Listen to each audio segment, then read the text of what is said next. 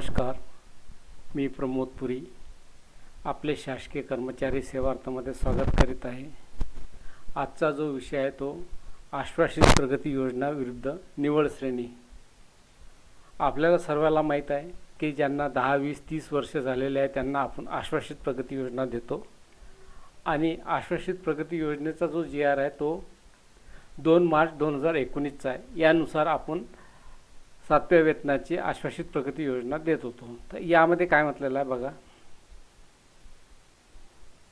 7व्या वेतन आयोगामध्ये 3 लाभाची सुधारित सेवांतर्गत आश्वासित प्रगती योजना ही नवीन वेतन मॅट्रिक्स वेतन स्तर S20 पर्यंत वेतन घेणार आहे. म्हणजे आता बघा पहिल्या याच्यामध्ये काय म्हटलेलं आहे, यामध्ये जो 2 मार्च 2019चा जो GR आहे त्यामध्ये S20 पर्यंत म्हटलेला आहे. लक्षात घ्या.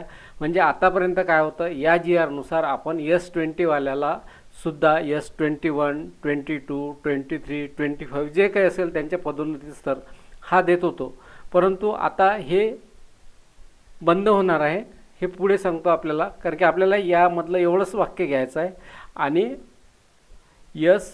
वेतनस्तर S21 मध्ये वेतन आरित करू लागेल, बरोबर आहे. आणि त्याच्यानंतर नवीन याच्यात अनुलिहिणार नाही आहे. आणि तेव्हा काय केलं होतं, यांनी चार्ट दिला होता. चार्टमध्ये दिला होता, समजा एकाएकी पद असेल किंवा हे असेल तर यांनी अशी दिली होती. म्हणजे S20 वाल्याला S21 लागू राहील इथपर्यंत यांनी दिलं होतं. किंवा S21 वाल्याला जर प्रमोशनचं पद 23 असेल तर 23 मिळेल, 24 असेल तर 24 मिळेल. हा एक महत्त्वाचा. परंतु काय झालं का 13 फेब्रुवारी 2023ला राज्य वेतन सुधारित समिती 2017 मध्ये खंड 2 मध्ये जे वेतन त्रुटी होती त्या त्रुटीमध्ये दुरुस्ती करण्यात आली. आणि त्या अनुषंगाने काय केलं का 104 पदांचं काय केलं यांनी वेतन स्तर जो S होता तो बदलवलेला आहे. आणि त्यासोबत त्यांनी काय केलेलं आहे का जे एकाएकी पदाची जे मागणी होती तर त्या मागणीनुसार म्हणजे S21 वाल्यांना आश्वासित प्रगती मिळते, त्याच्या पुढच्या वाल्याला 21ला मिळत नाही, 22ला मिळत नाही, 23ला, 26ला. तर याच्यासाठी या GR नुसार काय केलं आहे, निवड श्रेणी अस्तित्वात आणली. आणि ही निवड श्रेणी जी अस्तित्वात आली ती आलेली आहे 28 मार्च 2023. म्हणजे आता लक्ष देऊन ऐका, 27 मार्च 2023 पर्यंत जर कोणाला S21 वाल्याला समजा म्हणजे एक डेप्टी इंजिनियर असेल त्यांना एक्झिक्युटिव्ह इंजिनियरचा लाभ 27 मार्च 2023 पर्यंत देता येते. परंतु 28 मार्च निवड वेतन स्तर लागू झालेला आहे, बरोबर आहे. त्यामुळे हा इथून आपल्याला देता येणार नाही.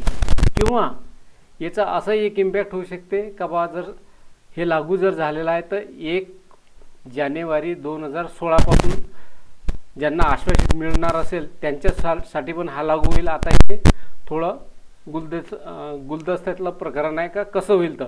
पण आपण जनरली समजू का 27 मार्च 2023ला पर्यंत आपण जुन्याप्रमाणे केलं असेल तर सध्या काही हरकत नाही, जोपर्यंत शासनाचे यावर आपल्याला काही सुधारित आदेश येत नाही. परंतु 28 मार्च 2023 नंतर जर झाला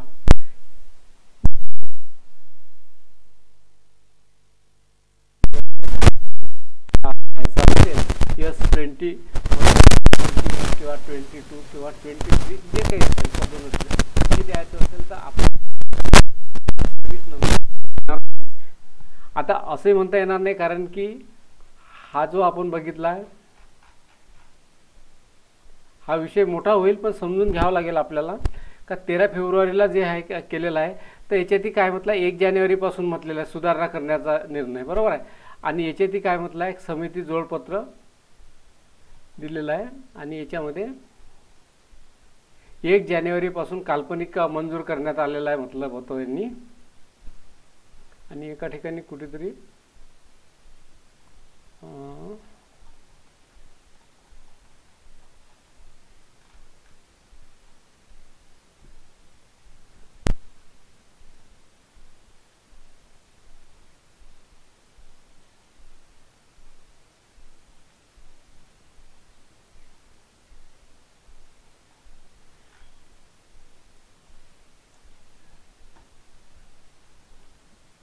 एका ठिकाणी कुठेतरी म्हटलं आहे का फेब्रुवारीपासून याला लागू होईल म्हणून.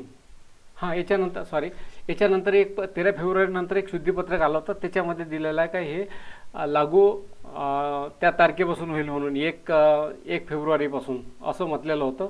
तर त्याच्यामुळे आपण सध्या जोपर्यंत आपल्याला आदेश मिळत नाही तोपर्यंत एक लक्षात ठेवून द्या का आपल्याला 1/1/16 द्यायचा आहे का 28 मार्चपासून द्यायचा आहे. हा एक प्रकार आपण बाजूला ठेवू, पण आता हे पूर्ण समजून सांगतो काय आता. कारण की माझ्या माहितीप्रमाणे असं व्हायला पाहिजे का जर आपल्याला हा स्तर लागू केला आहे तर हा 1/1/16 याचा इम्पॅक्ट व्हायला पाहिजे. परंतु जर याच्यानंतरच्या जी आरमध्ये जर म्हटलेलं आहे का बा 1 फेब्रुवारी 2023 थकबाकी वगैरे द्या, आधीची वसुली करू नका, असं जिथं म्हटलेलं आहे तर त्या अनुषंगाने अजून याच्यावर काय आदेश निघते ते पाहू आपण. तर आता याचं आपण एक समजून घेऊ काय करायचं आहे आपल्याला. तर या ठिकाणी तर आता निवड श्रेणी म्हणजे आता एक लक्षात घ्या, सुधारित सेवांतर्गत आश्वासित प्रगती योजनेच्या लाभासाठीच्या वेतनस्तर S20 च्या मर्यादेमुळे, म्हणजे काय होतं S20च्या वर आपण देत नव्हतो असं, म्हणजे S20ला द्यायचं पण त्याच्या पुढे देत नव्हतो. तर त्याच्यामुळे काय केलं, गट अ मधील वेतनस्तर S20 व त्यापुढील म्हणजे काय आला आता S20 पण आला, म्हणजे जी 54 ग्रेड पे होता तो पण आला याच्यामध्ये. आणि त्यापुढील संवर्गातील म्हणजे मग 54च्या नंतर जे आलेले आहे आपले ते सर्व याच्यामध्ये आलेले आहे. बरोबर आहे. 54 पदोन्नतीमधील कुंठितता दूर करण्यासाठी या संवर्गांना निवड श्रेणी मंजूर करण्यात येत आहे. म्हणजे काय निवड श्रेणी म्हणजे आपल्याला S20 असेल किंवा S21, 22 किंवा 26 पर्यंत जरी असेल तर यांना निवड श्रेणी लागू होईल. आता निवड श्रेणी म्हणजे काय, तर निवड श्रेणी म्हणजे काय, निवड श्रेणी वेतनस्तर हा संबंधित संवर्गातील म्हणजे आता S20 वाला असेल तर 20 संवर्गातील मंजूर पदसंख्येच्या, म्हणजे आता 100 पदं असेल तर पहिले 25% जे अनुज्ञेय पदं राहील, जे 1 ते 25 मध्ये नाव असेल त्यांनाच ही निवड वेतन श्रेणी मिळेल. 26 वाल्याला मिळणार नाही जोपर्यंत तो 26 वाला 25 मध्ये घुसणार नाही तोपर्यंत. हे सोप्या भाषेत असं सांगायचं असेल तर निवड श्रेणी वेतनस्तर अनुज्ञेय केला आहे आणि त्यापुढे हे अबाधित राहील केला आहे व ते यापुढेही अबाधित राहील असं म्हटलेलं आहे. आणि फक्त S20 चे वेतनस्तर 4 जर संवर्गाचे पद असेल तर तिथं फक्त वेतनस्तर म्हणजे 4च्या वर असेल तरच निवड श्रेणी लागू होईल. 4च्या आधी 3 पदं असेल तर हे लागू होणार नाही. बरोबर आहे. आणि निवड श्रेणी वेतनस्तर मंजूर करण्यासंबंधी कार्यपद्धती व पात्रतेच्या अटी सामान्य प्रशासन विभागाने निश्चित कराव्या असं सामान्य प्रशासनाचा याच्यावर अजून एक वेगवेगळा GR निघेल. बरोबर आहे. आणि हे सामान्य विभागाकडून ज्या दिनांकास आदेश निर्गमित होईल त्या दिनांकापासून निवड श्रेणी लागू होईल. बरोबर आहे. म्हणजे त्या दिनांकापासून, तर त्याच्यामुळे आपल्याला पुढच्या याला आपल्याला हे करता येईल की या तारखेपासून ते लागू करेल.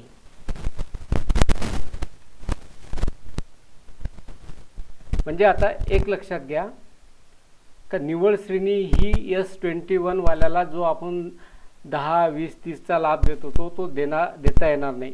तसंच अजून एक सांगतो का काही पदाला काय व्हायचं का एक पद आहे समजा आपल्याकडे, असं समजू का एक सहाय्यक अभियंता असेल किंवा शाखा अभियंता असेल PWDच्या हिशोबाने, काय करतो तो पहिला जो लाभ आहे आपण शाखा अभियंतापासून पहिला लाभ डेप्टी इंजिनियरचा देतो म्हणजे S20चा, आणि त्यांनी पद धारण केलं शाखा अभियंता किंवा सहाय्यक अभियंता श्रेणी 2, आणि नंतर काय करतो तो त्यांना आपण दुसरा लाभ देतो तो कार्यकारी अभियंताचा म्हणजे S23चा. बरोबर आहे. आता याच्या पुढे हे असं होणार नाही. आता कसं होईल का S20 म्हणजे हा पहिला जो 20चा लाभ जो देणार होतो आपण, जो ग्रेड पे 44 शाखा अभियंताला जो आपण डेप्टी इंजिनियरचा लाभ देत होतो तो आता आपल्याला S20 आपल्याला देता येणार नाही. कारण की जोपर्यंत शाखा अभियंता हा डेप्टी इंजिनियरच्या ज्येष्ठता यादीमध्ये 25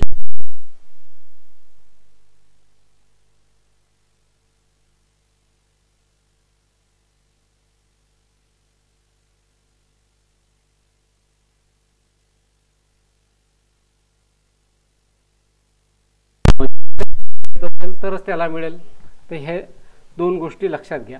आता हे तुम्हाला शासनाने काय केलेलं आहे त्याच्या अनुषंगाने मी समजून सांगतो. आता बघा शासनाने काय केलं आहे, 31 जुलै 2024ला उपसचिव यांची निवड वेतन स्तर लागू करण्या निवड श्रेणी वेतन स्तर लागू करण्याचा. म्हणजे आता याच्या पुढे काय होईल का जे S20चा ज्यांना कोणाला लाभ द्यायचा असेल तो फक्त शासन स्तरावरूनच दिला जाईल. म्हणजे आपल्याला जे कोणी अधिकारी असेल आपल्या त्यांना महाराष्ट्रातल्या बाकीच्याला कोणाला सर्व हे फक्त मंत्रालयातूनच आदेश निघेल, हे लक्षात घ्या. आणि यानुसार काय होईल आता मी तुम्हाला सांगतो का हे कसं होणार आहे. बघा आता यांनी काय केलं आहे का याच्यामध्ये गट S25मध्ये हे बघा इथं काय हे वाचून दाखवतो मग तुम्हाला लक्षात येईल. खंड 2च्या अहवालामधील खंड 2मधील शिफारशीनुसार गट अ मधील वेतनस्तर S20 व त्यापुढे सर्व पदोन्नतीमधील कुंठितता दूर करण्यासाठी या संवर्गातील अधिकाऱ्यांना निवड श्रेणी वेतनस्तर लागू करण्यास मान्यता देण्यात आली आहे. तसेच संदर्भ 2 नुसार 28ला हे दिलेलं 28 एक मिनिट हा 28चा पाहून घेतो GR काय आता.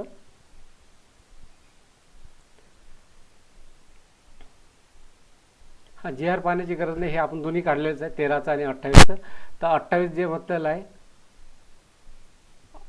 वेतनस्तर संदर्भी 2 म्हणजे 28(3) येथील सामान्य प्रशासन विभागातील शासन निर्णयान्वये गट अ मधील वेतनस्तर S20 व त्यापुढे संवर्गांना निवड श्रेणी वेतनस्तर मंजूर करण्याची कार्यपद्धती व पात्रतेच्या अटी निश्चित करण्यात आलेल्या आहेत.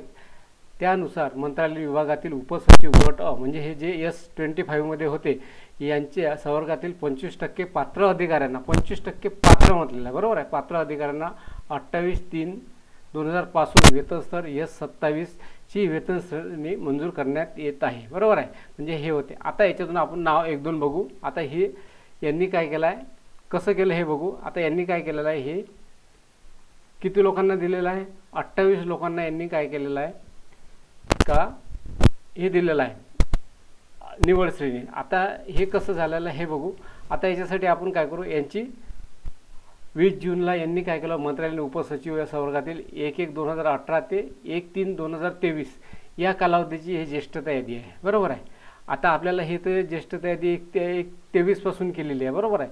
तर 23ची आहे 24ची येईल आता 25ची येईल. तर या अनुषंगाने आपल्याला फक्त दाखवायसाठी सांगतो आम्ही कसं होत आहे ते लक्षात येईल आपल्याला का मी जे सांगून राहिलो ते. आता बघा हे ज्येष्ठता यादी आहे बरोबर आहे. याच्याप्रमाणे हे सर्व नाव आलेलं आहे.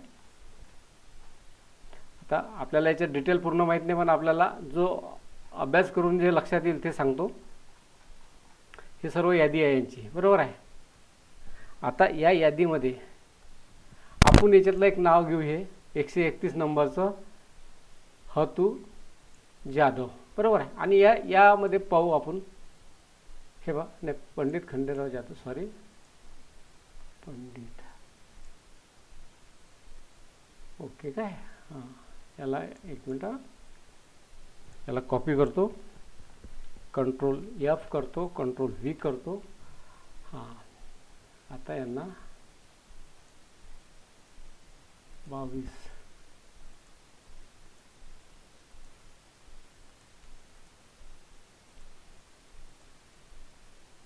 एक मिनिट इकडे कोणते पाहिजे आपल्याला पंडित प ख पाहिजे सॉरी हां प ख जाधव. आता हे 80 नंबरला होते आणि पुढे बघू अजून काही आहे का आता प ख हां 80 नंबर नंतर 70 नंबर नंतर 61 नंबर 61 हां 40 नंबर 40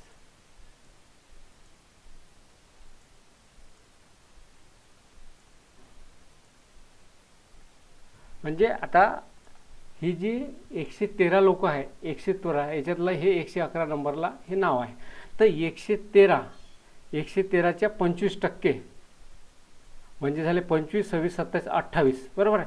28 होतात. तर आता बघा यांनी काय केलं आहे का 28 लोकांना काय केलं जे असेल आता 28 लोकांना यांनी काय केलं आहे निवड श्रेणीमध्ये घेतला आहे. म्हणजे यांची यादी जरी 113ची असेल तर आता याच्यात कसं आहे का ही यादी जी असेल तर ही 18 ते आपली ही यादी आहे 18 ते 23ची. पण ते सुरुवातीपासून जे आलेले आहे आणि आजच्या तारखेपर्यंत आलेले आहे त्याच्यातले लोक काही रिटायर झाले आहे काही प्रमोशन झालेलं आहे, तर त्याच्या अनुषंगाने जे लोक उरलेले आहेत त्यापैकी काय केलं आहे का 113 लोकांच्या, म्हणजे जे यांची यादी आहे एकूण यांच्याकडे लोक 113चे 25% काढले आणि हे 828 लोक.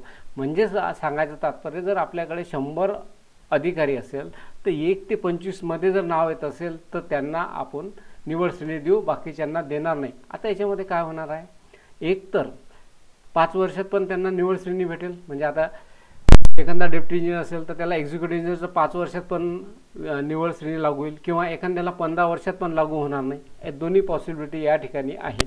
तर याच्याप्रमाणे हे मला सांगायचं होतं. आता याच्यात अजून काही सूचना वगैरे येईलच, आणि या GR नुसार यांनी जे दिलेलं आहे तर हे जर आपण लक्षात घेतलं तर आपल्या येईल काय, यांनी 2 रेफरन्स टाकून यांनी केलेलं आहे. आणि हे कोणाचं आहे, हे सामान्य प्रशासनाचाच आदेश आहे. तर त्याच्यामुळे आता यांनी जसं दिलेलं आहे त्याप्रमाणे आता सर्व मंत्रालयीन स्तरावरून आपले आदेश निघेल. त्याच्यामुळे S20 जर कोणी लाभ घेत असेल तर तो आपल्याला देता येणार नाही. आपल्याला S19 पर्यंतच लाभ देता येणार आहे. एक S19 वाला जर असेल तरच आपल्याला लाभ देता येईल. आणि यामध्ये आपल्याला आता पहिलं दोन लाभ आता याच्यात देता येणार नाही. जर S20 आणि S20च्या वर जर दुसरा लाभ असेल तर त्यासाठी त्यांना पद धारण करावं लागेल आणि निवड श्रेणीमध्येच यावं लागेल. सरसकट आता मिळणार नाही. म्हणजे शाखा अभियंत्याला आता याच्यापुढे एक्झिक्युटिव्ह इंजिनियरचा मिळणार नाही. असा एक माझा अभ्यास होऊन दिसत आहे. तरी याच्याबद्दल जर आपल्याला काही शंका असेल तर आपण सामान्य प्रशासन विभागाला विचारू शकता, किंवा आपल्या संबंधित डिपार्टमेंटला विचारू शकता. मार्गदर्शनासाठी तुम्ही त्यांना पत्र पाठवा आणि ते आपल्याला सांगेल याच्याप्रमाणे. आणि याच्यानुसार आता हा 31 जुलै 2024ला हा काढलेला असं आता वेगवेगळे GR निघणं चालू होईल. तर त्यामुळे हे आपलं लक्षात घेण्याकरता मी हा व्हिडिओ केला आहे. आणि यामध्ये 3 लाभाचा शासन निर्णय इथं टाकलेला आहे, खंड 2 टाकलेला आहे, हा GR पण टाकलेला आहे. आणि हे निवड श्रेणी जे दाखवलेली आहे आता, हे पण आपल्याला माहितीसाठी केलं. म्हणजे याच्याप्रमाणे आपण अभ्यास करा आणि याप्रमाणे हे सर्व प्रोसेस करावी. तर आजचा हा व्हिडिओ या ठिकाणी संपवतो. आणि पुढील व्हिडिओ जो आहे तर तो आता आपल्याला NPS, UPS, सुधारित NPS याबद्दल करायचा आहे. तर त्याचा अभ्यास चालू आहे सध्या. आणि त्याप्रमाणे जे काही असेल तर ते आपण कोणाला काय सोयीस्कर आहे तर ते सांगण्याचा प्रयत्न करू.